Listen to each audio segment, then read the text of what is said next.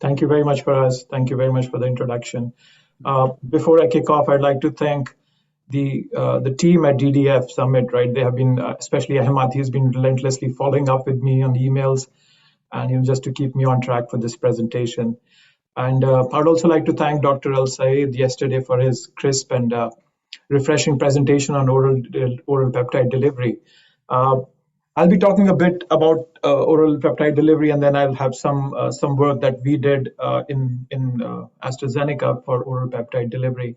My focus is primarily formulation, so I wouldn't be going into clinical trial. So I know Dr. Al Sayed showed some interest in seeing that, but unfortunately I'll have to disappoint him. But I'll be talking from a formulation aspect, as I said. So, and I hope that between Dr. Al Sayed and my presentation, the audience can rest assured that they know everything there is, at least a bird's eye view of it from a commercial clinical perspective for oral peptide delivery. And I'm sure there are other presentations also important here in this meeting. But we just, from a bird's eye view, I thought both of us will be able to cover it. If you're more interested in going into my work, you'll please be on the lookout for publications that they're coming out. Now they started to come out. We recently got one approved a couple of weeks ago. And you can look me up as a co-author. And Anand, who was our keynote speaker yesterday, was the corresponding author on many of those. So looking forward to those manuscripts. So before we go into oral peptide delivery, as we all know that the medicinal value of biologic therapeutics has been expanding. And when I say biologic therapeutics, you're talking about large proteins, antibodies, hybrid fusion proteins, antibody drug conjugates, and all that. And most of them are therapeutically administered by parenteral injections because of their poor bioavailability. But then these peptides, they have been gaining a lot of strength over the past few decades, especially since the arrival of insulin. And you can see that as we are moving forward, the number of approvals has been increasing over years. And the last 5 years itself has seen over 14 peptide authorizations by FDA. And so this number, it kind of reinforces the importance of peptides in the overall pharmaceutical market. And although 2020, it was an excellent year when you talk about number of drugs approved, but then it's been marked by the coronavirus disease that we have been having, the pandemic. But then this unique situation has allowed us the confirmation of the robustness of the pharmaceutical industry stakeholders, and that in a short span of 10 months, the disease was identified and the first vaccination was rolled out. So we're really strong. The pharmaceutical industry is growing strong. The peptide market is growing strong, and actually we have a peptide for the COVID disease that probably I think is in phase 3 or is about to get into phase 3.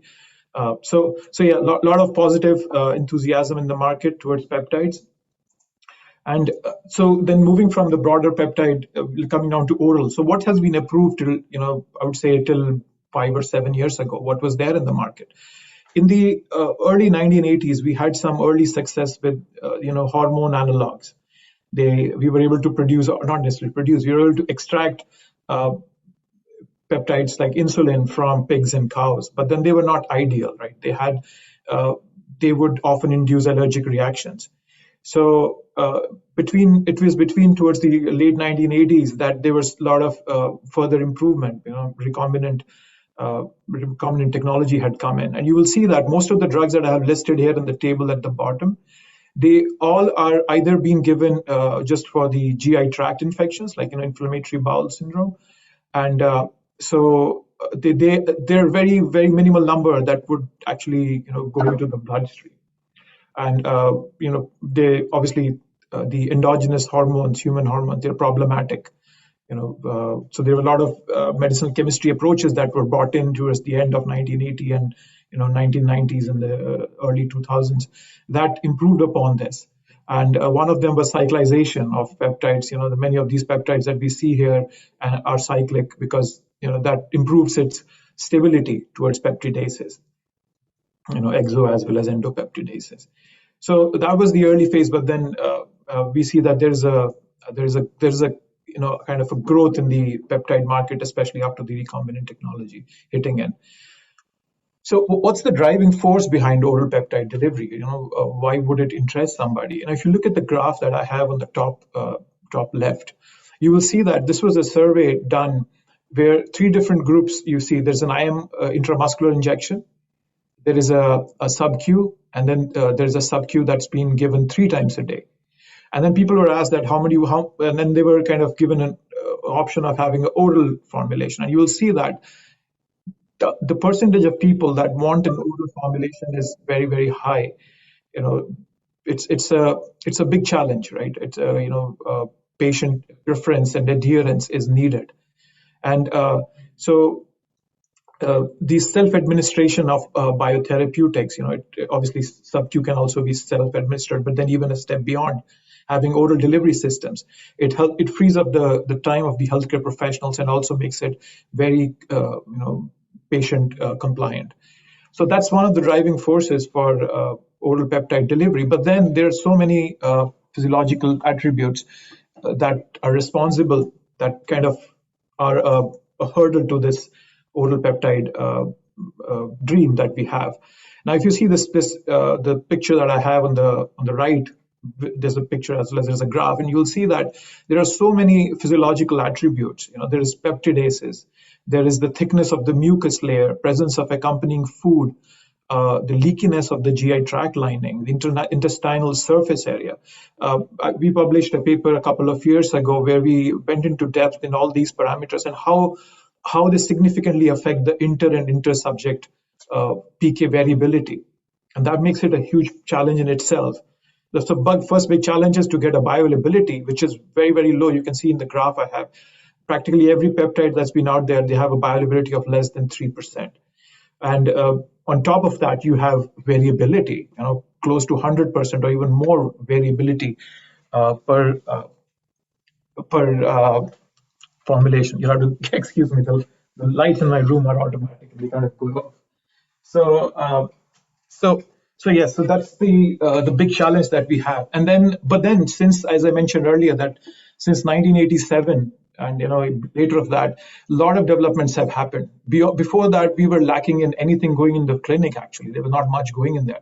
But then, from late 1980s, we started to get a better understanding of the GI physiology, the role of mucus, the regulation of epithelial tight junctions, and that led to a myriad of oral peptide platform formulations hitting the clinic. And I have highlighted a few of them here, which were in the news. We had the Rybelsus that's been approved, semaglutide by Novo Nordisk. Chiasma has another product approved just in the last 2 years. Rani Therapeutic has been in the clinic. So just during the last couple of decades, so much information has been coming in that now it has boosted our interest, and the challenge is much less now. So now the challenge of oral peptide delivery is obvious, and it's evident when you consider the normal physiological roles of the GI tract. The GI tract is not meant to let any macromolecules to pass through. It's going to break everything down into peptides, and then not even peptide, amino acids, and then to be absorbed further. So with that big challenge, some of the obvious requirements become that we have to open tight junctions, or have to figure out something by which we can go through those through the cells, either paracellular or transcellular. So we have to pursue various strategies to overcome these barriers. So now, having given this background in about oral delivery, now we'll go deeper into what techs are being explored here, what technologies. Now, some of these, were discussed by Dr. Al Sayed yesterday, and as I said, my focus is formulation, so I'll be giving you more input into formulation, and some overlap is inevitable, obviously. But so we have many of these technologies in the clinic. A lot of them been in the preclinical and then gone into humans. The first trend to hit the market was the use of permeation enhancers, now which have been known to increase the transport of peptides across the intestinal epithelial barrier. There have been key phase 3 trials that have been instrumental in providing detailed pharmacokinetics of peptides that have been delivered with the help of these permeation enhancers. I think there are more than a dozen clinical trials that Novo Nordisk had to go through just to get that the Rybelsus product approved. Now, then beyond that, there are a lot of these disruptive technologies that are coming into the market. We talked of Rani yesterday. Dr. Kalse mentioned that there are many others that I'll be talking about, and so these disruptive technologies can be broadly divided into two categories: the ones that adopt microneedles, like what Rani is doing, and then there are other technologies that also have, they have these jet propulsion techniques, which help in, under high pressure, a jet is injected into the gut, and then that's how the drug is being delivered. But then there is another category where now people are trying to explore permeation enhancers along with these polymers for co-localization of the active with permeation enhancers, and then targeting it in a specific area in the gut. So I'll be talking a bit in more detail about that. There's some work that we have done around that technology. So now just looking at the clinical technologies that have been used from a permeation enhancer perspective. I've listed a lot of technologies here. Some of them I'll talk later, but then the ones that I'm going to skip, I just want to give you a brief overview of their formulations and what they are exploring. So one of them is Oramed. Oramed has developed this oil formulation where they combine a permeation enhancer with a protease inhibitor. And nearly all these formulations have an enteric coating over them. An enteric coating just helps them bypass the stomach. The enteric coat is of a polymer that dissolves at a pH of the small intestine. So the permeation enhancer Oramed, they use EDTA, and then also might include some bile acids. And then the insulin has been a very common molecule that's been explored in a lot of these technologies. And with just looking at the glucose levels as the primary endpoint. Another one is Enteris Biopharma. They have developed the peptilogens technology. Now it uses a permeation enhancer, which is carnitine, acyl carnitine. And then they also use an enzyme inhibitor, which is citric acid, just because it pulls the pH down, then it can leave the peptidases ineffective. That's the principle there. And then once again, the enteric coating. And now the peptilogens is also a pretty advanced technology, been in the clinic, and they are right now working with they have licensed this technology to Cara Therapeutics. The Cara Therapeutics has their first-in-class, it's a opioid agonist peptide. So that's a good one happening. And then we have Marion, which has the GPET technology, which is primarily gastrointestinal permeation enhancement technology. And they use the salt of capric acid. So you'll notice that all of these are using bile acids, or sodium caprylate. Those kind of they're very very similar to each other. And then they have had different modifications. They have had GPET-1 and then GPET-2. GPET-2 was a mono and diglyceride mixture of C8 and C10. And then I think Novo Nordisk has been testing insulin in that GPET platform in phase 2 clinical trials. And then I have in the bottom I have listed a couple of nanoparticle technologies which are using the targeting principle, and I'll talk in more detail about them. So moving on from here, the first one, as you all know, is the Rybelsus, the product that hit the market. So it uses SNAC, which is the sodium hydroxybenzyl caprylate is the permeation enhancer used in here, right? And what's the hypothesis is that the SNAC, this permeation enhancer, it enhances absorption by forming a non-covalent complex with the active drug that enables transcellular absorption, without altering any tight junctions. And then, as you can see that now I put in the bottom is that now because Novo already has a product approved, now they have been in discussions of merging with or taking over MSPL technology, and with the goal of probably bringing in more molecules. The other technology is the TPE, which is the transient permeation enhancer technology developed by Chiasma. And it comprises a combination of excipients, including sodium caprylate, and then they create an oily suspension out of that. And Mycapsa is the product that got recently approved, which is octreotide, which is for acromegaly. And this particular product, it works by opening up the tight junction. You can see in the picture on top that I've shown that there's a tight junction that opens up temporarily and lets the molecules pass through. They had done a lot of studies initially with FITC, fluorescein isothiocyanate, which is a polysaccharide and comes in a broad range. And then these have been established as transmucosal probes for many decades now. So they tested with that initially, and then they brought in the molecules. So as I said, sodium caprolate is the molecule responsible for opening those tight junctions. And they have had phase 3 studies, as obviously they have been in the market. So they had some way they tested the safety and efficacy, and then they found it very safe and effective for acromegaly monotherapy. Then moving to the technologies, the next level of technologies, the disruptive technologies that are coming in. Now, obviously, because as I mentioned earlier, the oral delivery of macromolecules is primarily single digits right now, actually below 3 or so.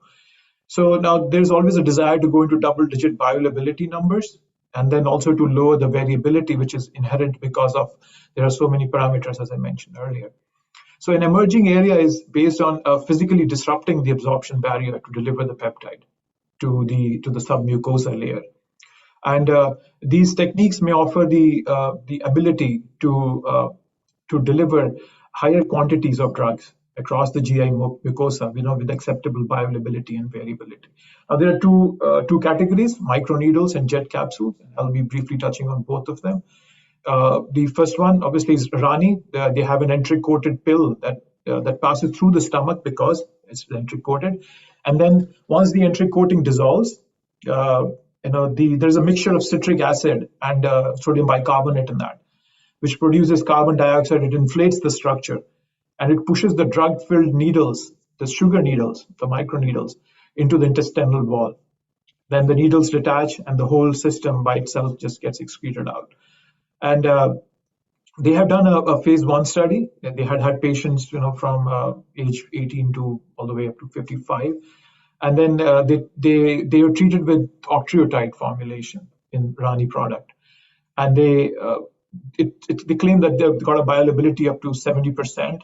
I'm presuming it's absolute bioavailability because they also had an IV arm in that study. And the 70% is a big number, So Rani is in the forefront of all these disruptive technologies that are being explored. A couple of technologies coming out from the MIT lab. We have the self-orienting millimeter scale applicator, SOMA, that given on the top. It's based on the design of a tortoise shell, which kind of corrects its shape in the stomach, its orientation in the stomach, and they can hold up to 300 microgram of drug approximately. And then they haven't gone into the clinic. They primarily have done it in pigs, that too anesthetized pigs. And so it's much less advanced as compared to the Rani that we discussed earlier. The other one that came out also from Dr. Langer's lab is the luminal unfolding microneedle injector. It's called the LUMI. And once again, entry-coated. Once it dissolves, there's a microneedle patch that is propelled from the device. And you have these dissolvable microneedles that get inserted into the GI tract. They also have been in animals, and then they have seen more than 10% of bioavailability. So some good technologies coming up in the market and studies. A couple of technologies that I wanted to also further highlight are these technologies that are using jet capsules. They're using a high pressure jet of the liquid formulation. So now, why are these important for us, right? So we're not going to limit ourselves to the future to just the oral delivery of peptides, right? We would also want to deliver biologics as we move forward in the near future. Right, converting biologics to oral delivery is a huge market awaiting us because it's right. You all know that the monoclonal antibody biologics market is huge, billions and billions of dollars. But then, because of the rise of biosimilars, there's a need for differentiation, and then these kind of oral delivery systems that could deliver a larger volume of the formulation could really benefit, and then also they could expand to other therapeutic areas.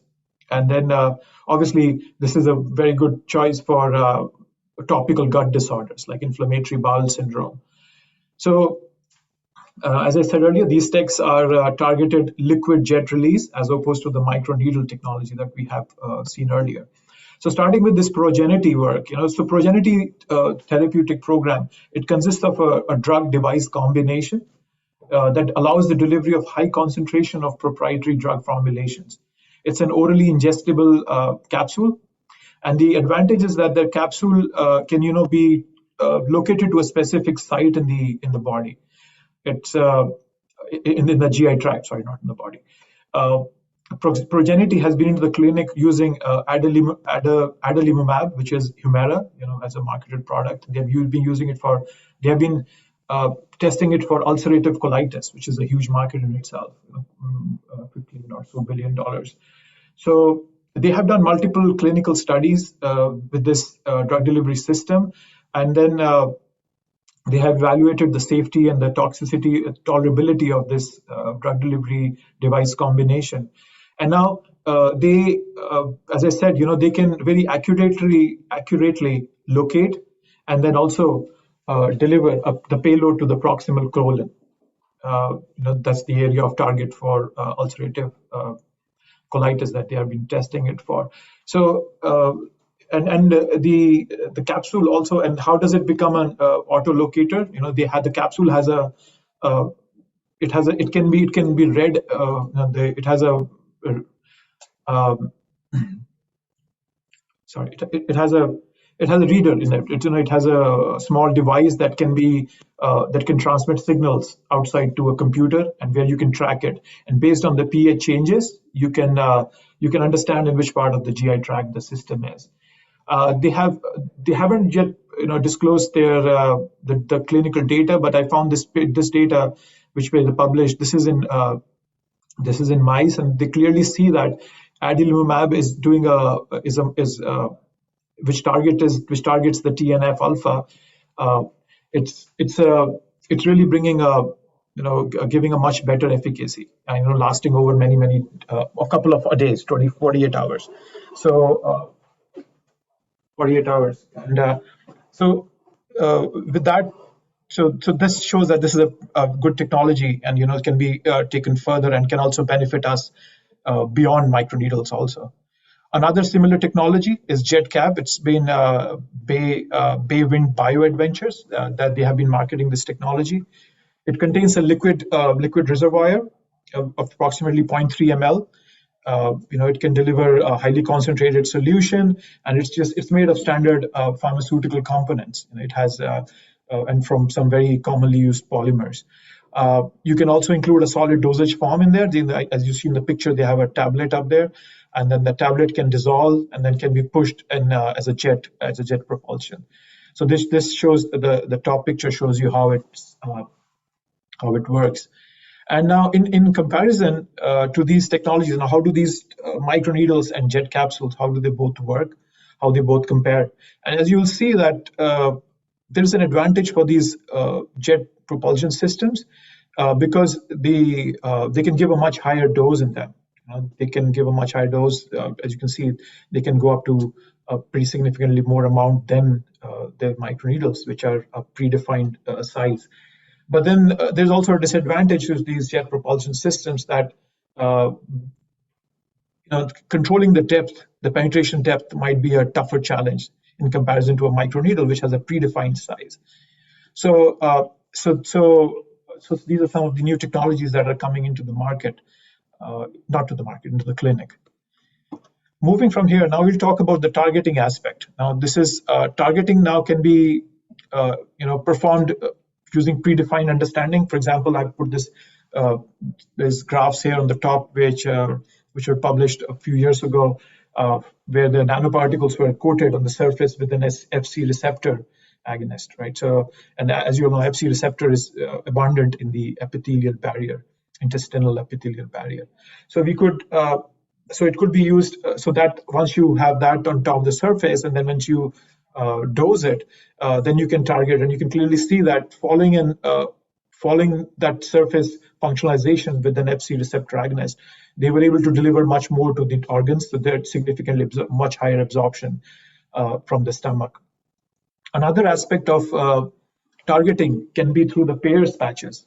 And although the small intestine has the Peyer's patches, and now the absorption through the Peyer's patches is primarily dependent on majorly influenced by the particle size and hydrophobicity. So you could explore them, right? So it has been shown that up to, I think, less than a micron nanoparticles, they can easily be transported through the Peyer's patches. And then also beyond that, you can have different, so you can have tablet formulated different polymers that can be targeted into specific areas. I'll quickly go through a couple of technologies that are in the clinic for these targeting purposes. First one is the Oshadi nanoparticle. Now, Oshadi nanoparticle, it's a silica particle, and then, as I said, that the size by itself and hydrophobicity makes it predominantly absorbed through the Peyer's patches, but then also they have a coating of a polysaccharide on it to make it more hydrophobic, to provide that hydrophobicity, and less of hydrophobicity, more of the non-adhesive nature. It provides a non-adhesive nature, because generally particles, when you give, they get stuck in the mucus. So to avoid that, you can coat it with that polysaccharide. Okay. So this has been in the clinic, and they have tested it in humans with insulin, right? And so silica particles are one that's been in the clinic. Another nanoparticle formulation, this work's been going on for a long time now. 2009, I remember seeing a paper on this diazome technology, and now this is called hepatic directed vesicles. Now, hepatic directed vesicles means that they are more like lipid vesicles, and they have on the surface, they exhibit some molecules, diglycerides, which can target them towards the hepatocytes. And then in the recent past, a lot of information knowledge has been generated around how liver targeting can be better for insulin than just giving a sub-Q injection, and that further is being discussed. But then, yes, this technology has been in the clinic. It contains some very commonly used negatively charged lipids. It contains cholesterol that provides the bilayer membrane stability, and then these are vesicles that are around 25 to 125 nanometers. And in the clinic, the data that I've shown here, they clearly show that 0.1 and 0.2 units per kilogram of insulin provided a similar glucose control in comparison to Humulin, which is a marketed formulation. So these two are very good technologies coming in. Now coming to the part where what our work has been. So the peptide that AstraZeneca has developed is called MEDI7219. It's a glucagon-like peptide, and it's a potential treatment for type 2 diabetes. And as you all know, GLP-1 is of high interest because of its glucose lowering effects. And since 2005, we have had a number of products that have hit the market, not for oral, but for general sub-Q delivery. We have an exenatide that came in first. So the first step that we performed with MEDI7219 was, improving the peptide by itself. The GLP-1 that's available is very commonly proteolized and digested in when given orally. So there were some substitutions with unusual amino acids that you can see in that. I'm not a chemist by training, so I won't really try to delve deep into it. But there have been a lot of changes, and then to facilitate serum albumin association, and thereby extending the half-life, it was bislipidated. There are two lipid chains. You'll see the bottom one of the images is the one that's the modified MEDI7219, and the top one is the GLP-1 native, as it is. So you'll see that there are lipids that have been added, and then there are also, there's a PEG that has been added to it, followed by a glutamyl residue, to give a balance between lipophilicity and water solubility. So now, once we had that peptide in hand, the first thing was to understand in which part of the stomach, in the GI tract, would it be absorbed best. And for that, we used this technology called the IntelliCap, which later on was taken up by Progenity, and so Progenity has been using this technology further. So we use that first, and then, as I mentioned, it contains a drug reservoir, the IntelliCap capsule, and then it also has a sensor. So once we give that, and then we could see that the pH changes, and then we released it at different points, released the peptide formulation at different points in the GI tract. And you can see that we could see the three main areas were the beginning of the small intestine, the end of this intestine, and the beginning of the large intestine. And then with that, we were able to find out which areas work best. And out of that information, we manufactured some of these MUPS formulations. So MUPS is a multi-unit particulate formulation, which are sugar spheres, and you can coat over them with many different things, with many different polymers and your actives. So what we did was we did a coating of the active and the permeation enhancer on the sugar sphere, and then followed by that, we had coatings of different polymers. And you can see, I won't go through all the 10 formulations that we made. It was just a different combinations of mucoadhesive polymers, as well as enteric coating that can digest at 5.5 pH versus pH 7. So we did a lot of different them, and we've used GLAT. GLAT is a common fluid bed equipment, very commonly used in the pharmaceutical industry, to coat these. And once we had done that, I think this is my last slide. Yes. Sorry for taking more time. And then we studied it in canines. We injected them or given them orally in dogs. And we looked at the bioavailability, collected the blood at different time points. And we noticed that there were two formulations that kind of stood out for us. And they were the initial ones that had a coating of pH 5.5 and 7. And none of the mucoadhesive work helped us in any way. And we noticed that the formulation that gave us was the second formulation that gave us the highest bioavailability of more than 2%. So, and then I've shown you a dissolution here. So with this, I would like to conclude. And so as I said, oral formulations are desirable. We talked about commonly voiced issues, aversion to injections, and the discomfort, etc. So there is a need for it, but then there are a lot of factors that need to be considered. How would people go from a single injection probably a day to 2 or 3 times taking a tablet? Will people accept the costly treatment, or the cost of goods? How are they going to be? And then obviously the bioavailability is expected to remain low for most of the current RTECs unless we bring in some of these innovative approaches that we talk into our regular practice. With this, thank you very much for your attention,